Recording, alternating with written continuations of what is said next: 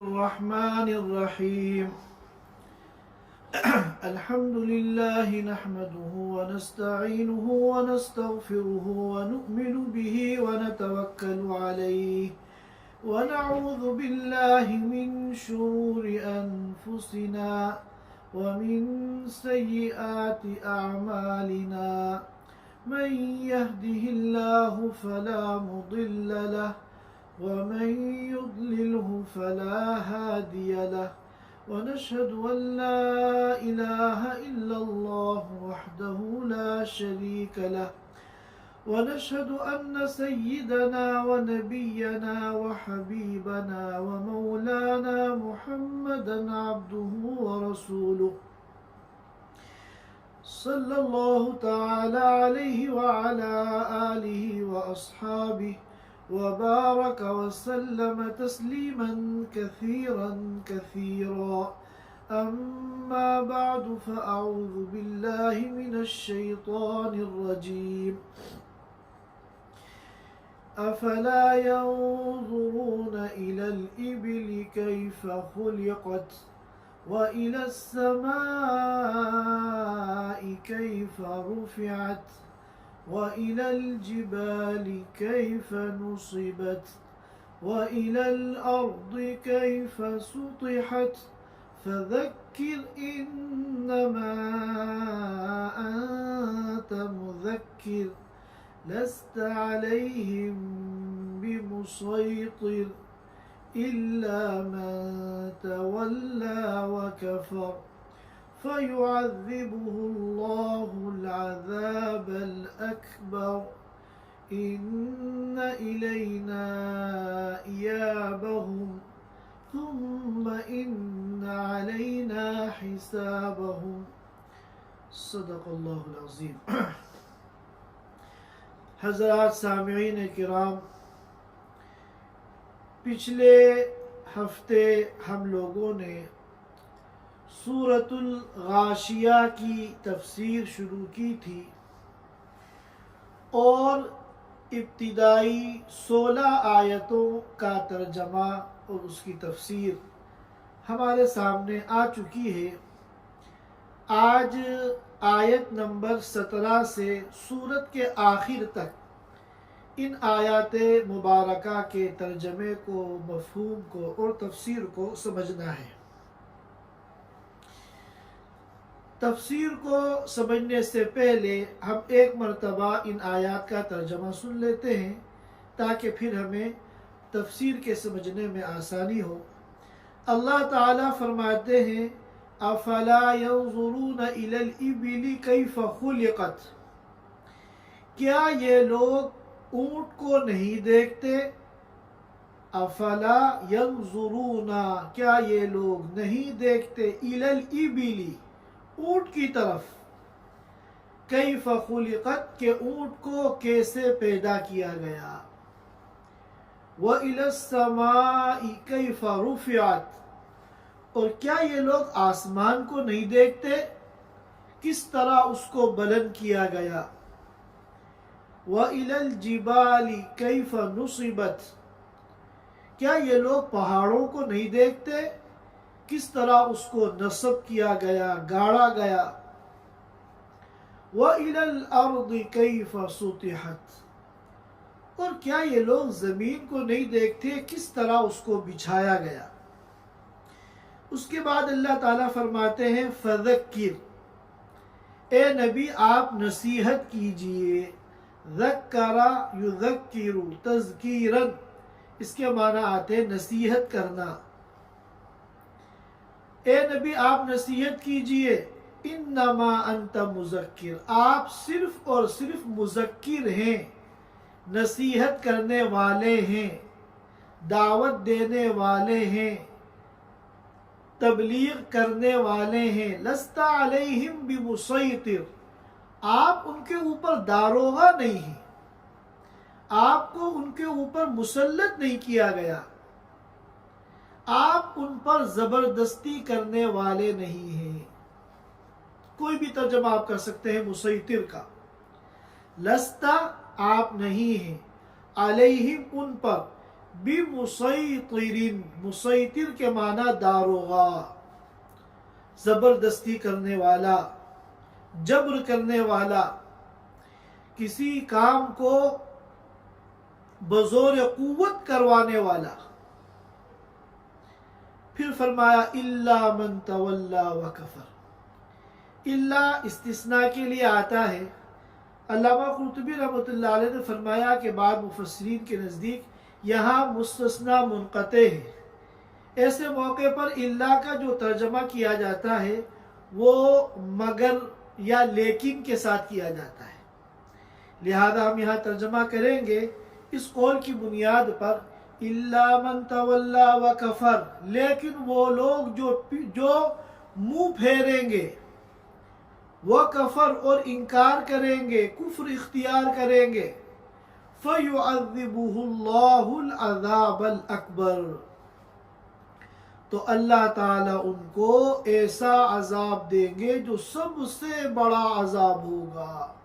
सबसे बड़ा अजाब होने का क्या मतलब कि उससे बड़ा कोई अजाब नहीं है। इन्ना इलैना इयाबहुम, इन सब को हमारे पास आना है। थुम्मा इन्ना अलैना हिसाबहुम, फिर हमारे जिम्मे इनका हिसाब लेना है। ये इन आयात का तर्जमा है। अल्लामा कुर्तुबी रहमतुल्लाह अलैह फरमाते हैं तफसीर कुर्तुबी में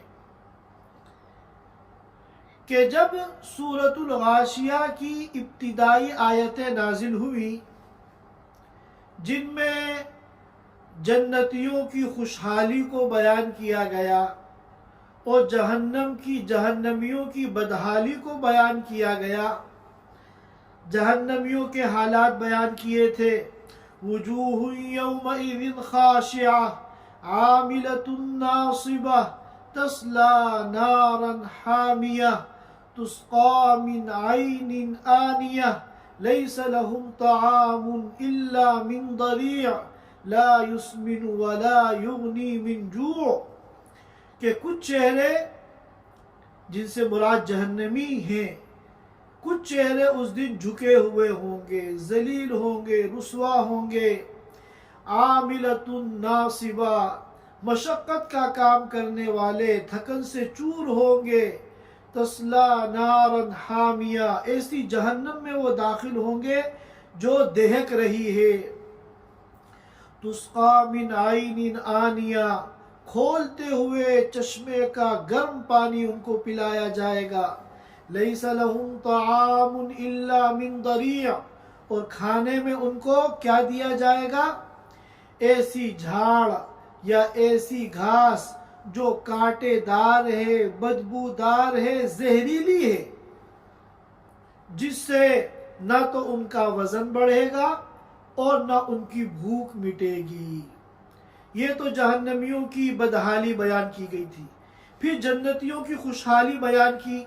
वुजूहु यौमइज़िन नाइमा लिसाइहा रादिया फी जन्नतिन आलिया ला तस्माउ फीहा लागिया फीहा ऐनुन जारिया फीहा सुरुरुम मरफूआ व अक्वाबुम मौदूआ व नमारिक़ु मस्फूफा व ज़राबिय्यु मबसूसा, कि कुछ चेहरे उस दिन खिले हुए होंगे, फ्रेश होंगे, चमक रहे होंगे। और लिसाइहा रादिया, वो अपनी कारकर्दगी पे मुतमईन होंगे, खुश होंगे। फी जन्नतिन आलिया, वो ऊंची ऊंची जन्नतों में होंगे। ला तस्माउ फीहा लागिया, जहां वो कोई बकवास नहीं सुनेंगे, कोई दिल खराश तकलीफ दे बात नहीं सुनेंगे। फीहा ऐनुन जारिया, जहां बहते हुए चश्मे हैं। फीहा सुरुरुम मरफूआ, और जिसमें ऊंचे ऊंचे बेड हैं, तख्त हैं। व अक्वाब मौदूआ, और सलीके से रखे हुए खूबसूरत प्याले हैं। व नमारिक़ मसफूफा, और लाइन से लगे हुए गाँव तकिए हैं। वज़राबिय्यु मबसूसा, और उम्दा किस्म के बिछे हुए कालीन हैं। ये जब आयतें नाजिल हुई और अल्लाह के रसूल सल्लल्लाहु अलैहि वसल्लम ने पढ़कर सुनाई, जिनमें जहन्नमियों की बदहाली और जन्नतियों की खुशहाली की मंजर कशी की गई है, तो कुफार मक्का ने मानने से इनकार कर दिया। कहा कि हम ये सब बातें नहीं मानते और ये सब बातें नामुमकिन हैं। क्यों? इसलिए कि इन सब की बुनियाद इस पर है कि हम लोगों को मरने के बाद दोबारा जिंदा किया जाएगा, और ये नामुमकिन चीज़ है। क्योंकि जब हम मर जाएंगे हमारी हड्डियां बोसीदा हो जाएंगी, हमारे जिस्म को ज़मीन की मिट्टी खा लेगी, तो अब दोबारा हमारे जिस्म के अज्जा का जमा होना और इंसानी मुजस्सम तैयार होना और फिर उसमें रूह का दोबारा आना, ये नामुमकिन है। तो अल्लाह ताला ने प्रूफ के लिए अपनी 4 अजीम तरीन मखलूक़ात की मिसाल पेश की कि देखो वो ज़ात आली जो ऐसी ऐसी मखलूक़ात को पैदा करने पर कादिर है, उसके लिए इंसान को मरने के बाद दोबारा जिंदा करना कोई मुश्किल काम नहीं है। तुम्हारा ये इनकार जो है नामाकूल है, तुम्हारा ये इनकार नामाकूल है। अगर तुम अक्ल से काम लो तो जिस चीज को तुम मुस्तबाद और नामुमकिन और मुहाल समझ रहे हो वो चीज तुम्हारी समझ में आ जाएगी। चुनाचे यहाँ 4 मखलूक़ात की अल्लाह ने मिसाल दी। नंबर 1 ऊंट की मिसाल दी, नंबर 2 आसमान की मिसाल दी, नंबर 3 पहाड़ों की मिसाल दी, और नंबर 4 ज़मीन की मिसाल दी कि अल्लाह ताला ने ये 4 अजीब व गरीब मखलूक जो पैदा की हैं, जो एक इंतहाई अपने अंदर अजायबात, गरायबात और अज़मत रखती हैं, उनको जो ज़ात आली पैदा कर सकती है वो तुमको बआसानी दोबारा जिंदा भी कर सकती है। और ये 4 मिसालें इसलिए दी कि अरब इन चारों चीज़ों से सुबह शाम मानूस थे। ऊंट ऐसा जानवर है जो अरबों में सबसे ज़्यादा इस्तेमाल होने वाला जानवर था, बल्कि उनकी ज़रूरियात ज़िंदगी का वो जुज़ था।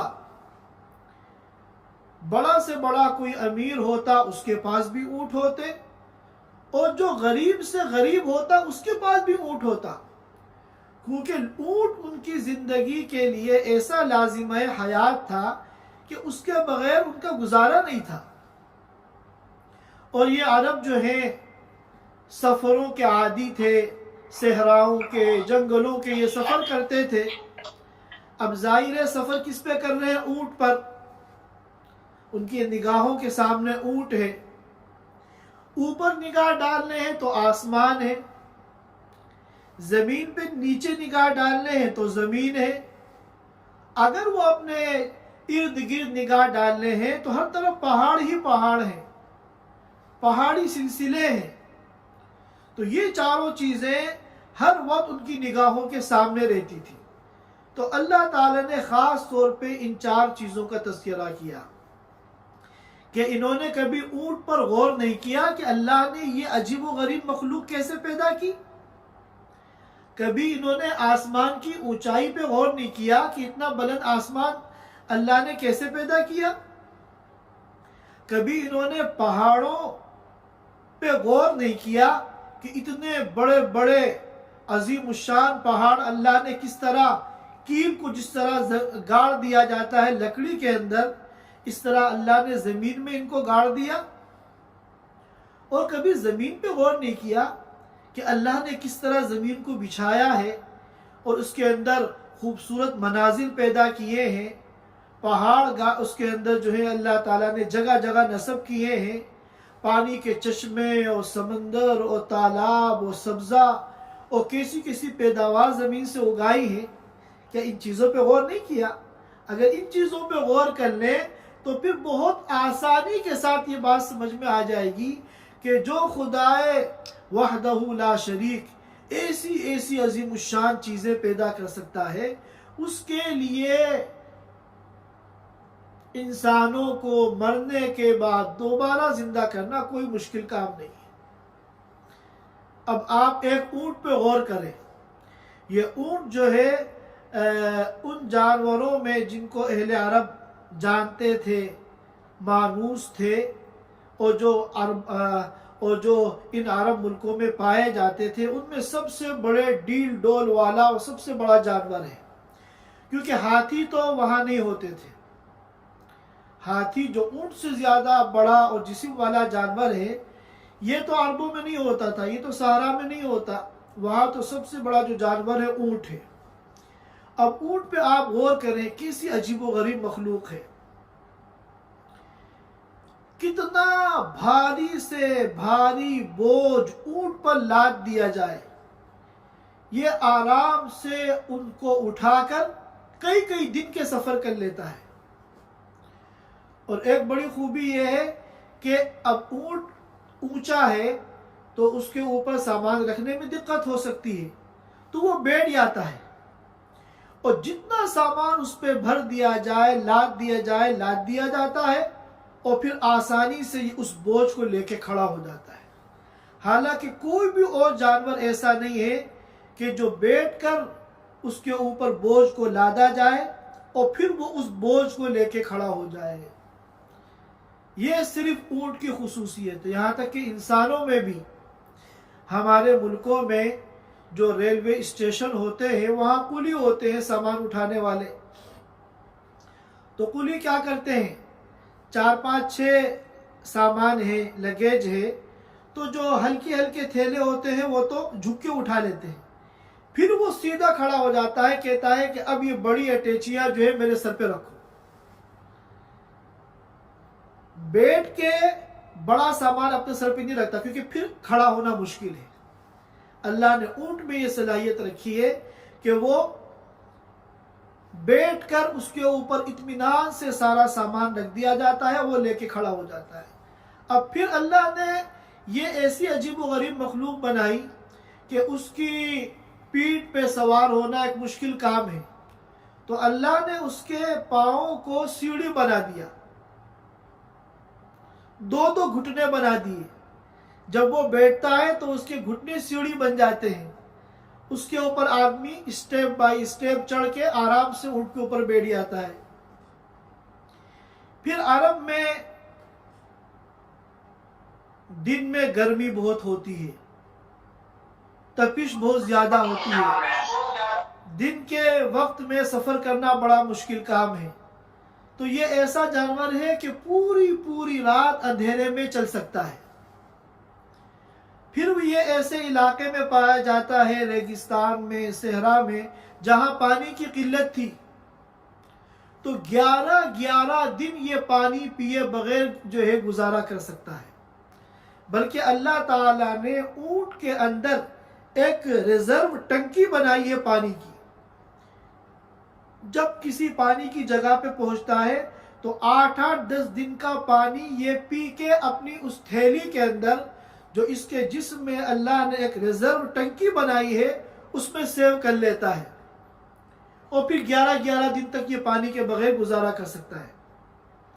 यहाँ तक कि बाज़ मरतबा अगर मुसाफिर और काफले वाले किसी ऐसी जगह फंस जाए कि जहाँ पानी ना हो और प्यास की वजह से जान जाने का खतरा हो और वक्ती तौर पर उनको अपनी जान बचाने का मसला हो, तो वो ऊंट को ज़िबा करके उसके जिस्म के अंदर से पानी की वो थैली निकाल कर उस पानी को पीकर अपनी जान बचा लेते थे। और आम जानवरों के लिए खुराक का इंतज़ाम करना, उनकी फीड का इंतज़ाम करना एक मुश्किल काम होता है, ख़र्चा होता है, एहतिमाम करना होता है। घोड़े वगैरह की जो खुराक है ये ऐसा मिस्कीन जानवर है, खुद ही अपना इंतजाम कर लेता है, खुद ही अपना छोड़ दो, रूखी सूखी जैसी भी घास मिलेगी ये उसको खा के अपना पेट भर लेगा। खाने के मसले में कोई तकल्लुफात नहीं है। और दूसरे जानवरों के लिए दरख्तों से पत्ते तोड़े जाते हैं, फिर नीचे लाया जाता है, फिर बर्तन में रख के उसके सामने रखा जाता है। ये इतना ऊंचा है, खुद ही दरख्तों के पत्ते अपने मुंह से वही खा लेता है। और उसके बावजूद इतनी ताकत, इतनी खूबियों के बावजूद इतना सीधा है कि छोटा सा एक बच्चा 5 साल का अगर उसकी नकेल को पकड़ के कहीं ले जाना चाहे तो पीछे पीछे चल देता है। इसका गोश्त बेइंतहा लजीज होता है, ऊँटनी का दूध जो है बेइंतहा मुफीद होता है, और इसके अंदर रिजर्व टंकी में जो पानी है वो ज़रूरत पे काम आता है, और इसके जो बाल हैं वो बाल भी बाज़ कपड़ों की बुनाई में काम आते हैं। तो ऐसा अजीब व गरीब जानवर जिस ज़ात आली ने पैदा किया हो, और ऐसी ऐसी खूबियाँ, ऐसी ऐसी सिफात जिस जानवर में रखी हो, क्या वो ज़ात आली इंसान को दोबारा जिंदा नहीं कर सकती? फिर फरमाया व इलस समाई कैफ रुफियत, कभी आसमान पे गौर किया कि इतना ऊंचा आसमान, इतना बड़ा लेंटर जिस ज़ात आली ने बनाया हो, लेंटर डाला हो, कि हम अगर कोई छोटी सी भी इमारत बनाते हैं और लेंटर डालते हैं तो हमें पिलर देने पड़ते हैं, सुतून देना पड़ता है, सपोर्ट चाहिए। अल्लाह ने इतना बड़ा लेंटर डाल दिया, कहीं कोई सुतून नहीं है। खलक़स समावाति बिगैरि अमदिन तरौनहा, अल्लाह ने आसमानों को पैदा किया बगैर किसी सपोर्ट के, बगैर किसी सुतून के, जो तुम अपनी आंखों से देखते हो। और हम जब लेंटर डालते हैं और बड़ा लेंटर होता है तो बीच में जगह जगह शगाफ आ जाते हैं, दरार आ जाती है। हालांकि इतना बड़ा अल्लाह ने अजीमुश्शान लेंटर डाला है, मा लहा मिन फुरूज, कहीं भी आपको दरार नजर नहीं आएगी। तो जो ज़ात आली ऐसी अजीमुश्शान मखलूक को पैदा कर सकता है, क्या वो तुमको दोबारा जिंदा नहीं कर सकता? फिर फरमाया व इलल जिबाली कैफ नुसिबत, कभी पहाड़ों पे गौर किया है? सुबह शाम पहाड़ तुम्हें नजर आता है, कभी गौर किया है कि उसको अल्लाह ने कैसे गाड़ा है? इतनी बड़ी कील, इतनी बड़ी मीख गाड़ना कोई आसान काम है? अल्लाह ताला ने जमीन को जब पैदा किया था तो जमीन हरकत कर रही थी, तो जमीन को जमाने के लिए अल्लाह ने ये पहाड़ गाड़ दिए जगह जगह। जिस तरह कोई दरवाज़ा अगर ढीला हो तो कीले ठोक के, कोई तख्ता लकड़ी का ढीला हो, हिल रहा हो, तो कीले ठोक के उसको जमा दिया जाता है। इसी तरह अल्लाह ने वजअलनल जिबाला औतादा, पहाड़ों को कीले बनाया और ज़मीन में जगह जगह गाड़ दिया, जिससे ज़मीन जम गई, हरकत बंद हो गई। और जितना पहाड़ ज़मीन के ऊपर हमें नजर आता है, इससे कई गुना पहाड़ वो ज़मीन के अंदर होता है। जिस तरह कील आप ठोकते हैं तो जो हिस्सा बाहर नजर आता है वो थोड़ा सा होता है, ज्यादातर कील अंदर घुसी हुई होती है, अंदर धसी हुई होती है, अंदर उसको गाड़ा जाता है। तो इसी तरह जो पहाड़ हमें नजर आते हैं, जिनको देख के हम हैरान रह जाते हैं, इतने बड़े बड़े पहाड़, ये मुकम्मल पहाड़ नहीं है, ये तो उसका कुछ हिस्सा है। ज्यादातर पहाड़ जो है वो जमीन के अंदर है। और पहाड़ भी काले रंग के पहाड़, सफेद रंग के पहाड़, रेतीले पहाड़, पथरीले पहाड़, और ऐसे ऐसे पहाड़ अल्लाह ने बनाए हैं कि पूरा पूरा पहाड़ एक पत्थर है, पूरी एक चट्टान है। ये नहीं कि छोटे छोटे पत्थरों से मिलकर पहाड़ बना हो, बल्कि पूरा पहाड़ एक पत्थर। इतने बड़े बड़े पत्थर अल्लाह ने पहाड़ की शक्ल में बनाए। और फिर अल्लाह ने ज़मीन को बनाया, ज़मीन में कैसे कैसे खूबसूरत मनाजिर पैदा किए, चश्मे, पहाड़, दरिया, तालाब, समंदर, اور ایسی ایسی اللہ نے معدنیات اور دھاتیں زمین کے اندر رکھی جو انسان کے کام آتی ہیں،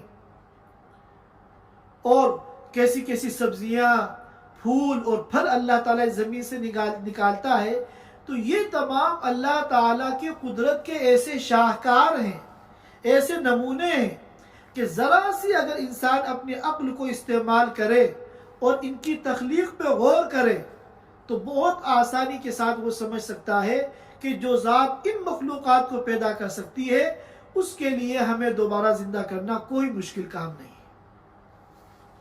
لیکن چونکہ اللہ تعالیٰ کو معلوم تھا کہ اس پروف کے باوجود اور ان عقلی دلائل کے باوجود کفار مکہ آپ کی دعوت کو قبول نہیں کریں گے، آپ پر ایمان نہیں لائیں گے، کیونکہ ان کا جو انکار ہے وہ عقل کی بنیاد پر نہیں ہے، ورنہ اللہ تعالیٰ نے فطری طور پر ہر انسان کو اتنی عقل دی ہے کہ وہ اللہ کی معرفت کو حاصل کر لے۔ یہ لوگ جو انکار کرتے ہیں یہ ضد کی بنیاد پر، عناد کی بنیاد پر، سرکشی کی بنیاد پر۔ اب ظاہر ہے ایسے لوگوں کو جتنے بھی دلائل دے دیے جائیں، جب ان کو ماننا ہی نہیں ہے تو وہ کبھی بھی ایمان کو قبول نہیں کریں گے۔ اور اللہ کے رسول صلی اللہ علیہ وسلم وہ پہلے ہی سے اتنا غمگین رہتے تھے کہ یہ میری قوم میری دعوت کو قبول کیوں نہیں کر رہی ہے۔ اب جب ان دلائل کے بعد بھی وہ انکار کریں گے تو آپ کے غم میں اضافہ ہوگا، آپ کے رنج میں اضافہ ہوگا، آپ یہ سوچیں گے کہ میرا بس نہ چلے تو میں کس طرح ان کے دل میں ایمان کو داخل کر دوں۔ تو اللہ تعالیٰ آپ کو تسلی دے رہے ہیں، آپ کو اطمینان دلا رہے ہیں، آپ کے غموں کو ہلکا کر رہے ہیں۔ فرما رہے ہیں فذکر، آپ کا کام صرف نصیحت کرنا ہے۔ انما انت مذکر، آپ صرف نصیحت کرنے والے ہیں، آپ کا کام دعوت دینا، تبلیغ کرنا، ہمارے پیغامات کو ان تک پہنچانا ہے بس۔ ہدایت دینا تو اللہ کا کام ہے، مصرف القلوب اللہ ہے، دل قلوب جو ہے وہ اللہ کے ہاتھ میں ہے۔ آپ زبردستی ان کو ایمان میں داخل نہیں کر سکتے۔ لست علیہم بمسیطر، آپ کو ان پہ داروغہ نہیں بنایا گیا، کیونکہ پولیس والے جو ہوتے ہیں، وہ پولیس کا جو داروغہ ہوتا ہے وہ اگر کیا کہتے ہیں زبانی کہنے پر کوئی بات نہیں مانتا تو وہ ڈنڈے کے زور پہ عمل کراتے ہیں۔ تو آپ ڈنڈے کے زور پہ زبردستی ان کو اسلام میں داخل کرنے کے مکلف نہیں ہیں۔ آپ کا کام اور آپ کی جو ڈیوٹی ہے وہ صرف دعوت دینا ہے۔ علماء کرام نے فرمایا کہ یہ اصول جو ہے تمام مبلغین کے لیے ہے، تمام اس امت کے داعیوں کے لیے ہے، کہ صرف ترغیب دینا، اللہ کے پیغام کو پہنچانا، دین کی دعوت دینا اور تبلیغ کرنا یہ ہمارا کام ہے۔ ہدایت دینا یہ اللہ کا کام ہے، ہم کسی پہ زبردستی نہیں کر سکتے، ہمیں کسی پہ داروغہ نہیں بنایا گیا ہے۔ ہمیں تو دعوت دینی ہے، ترغیب دینی ہے، سمجھانا ہے، اور راتوں میں اٹھ کے اللہ سے مانگنا ہے کہ اللہ جو کام ہمارا تھا وہ تو ہم نے کر دیا، ہمارے اس کام کو، ہماری اس دعوت کو کامیاب کرنا تیرا کام ہے، لہذا ان کی ہدایت کے فیصلے آپ کر دیجئے، بس ہمارا کام یہی ہے۔ مولانا یوسف صاحب کانوی رحمۃ اللہ علیہ یہ فرماتے تھے کہ دن میں ہمیں مخلوق کو خالق کی طرف بلانا ہے، اور رات میں پھر ہمیں اٹھ کر خالق کے سامنے گڑ گڑانا ہے کہ اس مخلوق پر رحم فرما دے اور اس کے لیے ہدایت کے فیصلے فرما دے۔ پھر اللہ تعالیٰ نے فرمایا کہ اس کا مطلب یہ نہیں ہے کہ اگر یہ آپ کی بات نہیں مانیں گے تو ان کو چھوڑ دیا جائے گا، نہیں، الا من تولا وکفر، ان میں سے جو لوگ منہ پھیریں گے، آپ کی بات کو اگنور کریں گے، نظر انداز کریں گے، وکفر، اور انکار کریں گے تو یہ ہماری پکڑ سے اور ہمارے عذاب سے بچ نہیں پائیں گے. فَيُعَذِّبُهُ اللَّهُ الْعَذَابَ الْأَكْبَرَ اللہ ان کو ایسا عذاب دے گا، ایسی سزا دے گا کہ جو سب سے بڑی سزا ہوگی، اس سے بڑی کوئی سزا نہیں. اور وہ عذاب کون سا ہے؟ وہ جہنم کا عذاب ہے. جب بندہ دنیا میں اللہ کے دین کا انکار کرتا ہے، اللہ کی معصیت کرتا ہے، تو اللہ میاں اس کے اوپر آزمائشیں لاتے ہیں، مصیبتیں لاتے ہیں، پریشانیاں لاتے ہیں. یہ جو عذاب ہے یہ تو چھوٹے موٹے عذاب ہیں. جو عذاب اکبر ہے، سب سے بڑا جو عذاب ہے وہ آخرت کا عذاب ہے، جو جہنم کی شکل میں دیا جائے گا. اور یہ بھی ذہن میں رکھیے کہ کوئی اللہ کی پکڑ سے بچ نہیں پائے گا. کوئی اگر ہوشیاری کرے اور ادھر ادھر ہونے کی کوشش کرے، کیونکہ اربوں اور کھربوں مخلوقات ہیں، اتنا بڑا کراؤڈ ہے، تو اگر کوئی اس بھیڑ سے فائدہ اٹھا کر ادھر ادھر ہونے کی کوشش کرے تو یہ ناممکن ہے. ان الینا ایابہم، سب کو 100% ہمارے پاس واپس آنا ہے. وَكُلُّهُمْ آتِيهِ يَوْمَ الْقِيَامَةِ فَرْدًا، ہر ایک کو اس دن تنہا اللہ کے سامنے آ کے کھڑا ہونا ہے، کوئی اس سے بچ نہیں پائے گا. ثُمَّ إِنَّ عَلَيْنَا حِسَابَهُمْ، پھر ہمارے ذمے ان کا حساب ہے. ایک ایک کا ہم حساب لیں گے، ایک ایک عمل کا حساب لیں گے، اور پھر اس کے مطابق ہم فیصلہ کریں گے. جس نے ہماری اطاعت کو اختیار کیا تھا اس کو ہم جنت میں داخل کریں گے. اور جنتیوں کے حالات کی ایک منظر کشی اس سورت کی ابتدائی آیتوں میں بیان کی گئی ہے.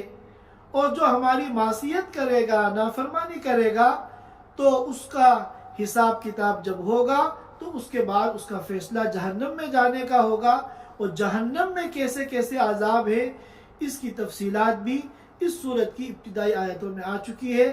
اللہ تعالی ہم سب کی جہنم سے حفاظت فرمائے اور جنت الفردوس میں اعلیٰ مقام ہم سب کو عطا فرمائے، اور اپنے ان نیک بندوں میں اللہ تعالی ہم سب کو شامل فرمائے جو بلا حساب و کتاب جنت میں داخل ہوں گے.